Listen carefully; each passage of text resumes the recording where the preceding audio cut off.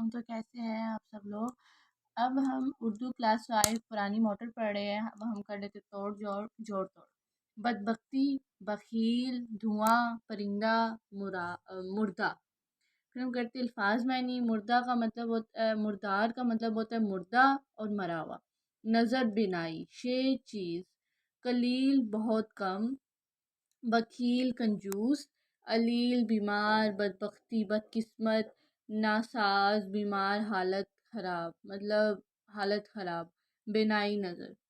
اب ہم کر لیتے ہیں اس کے الفاظ جملے۔ شکاری، شکاری نے پرندے کا شکار کیا۔ مرحوم، اللہ تعالیٰ مرحوم مرے ہوئے کی مغفرت فرمائے۔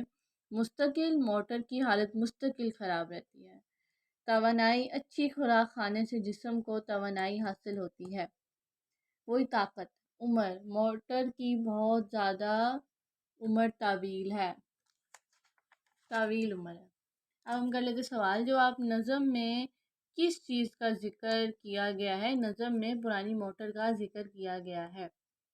اس نظم کے شاعر کا کیا نام ہے؟ اس نظم کے شاعر کا نام سید ضمیر جعفری ہے۔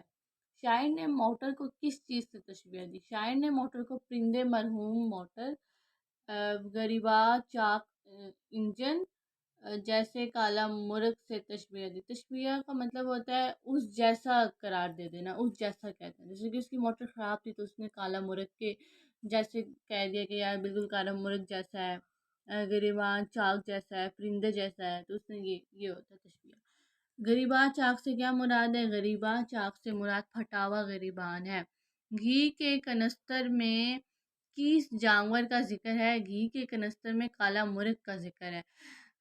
اب لائک، سبسکرائب اینڈ شیئر کرنا نہ بھولیے گا۔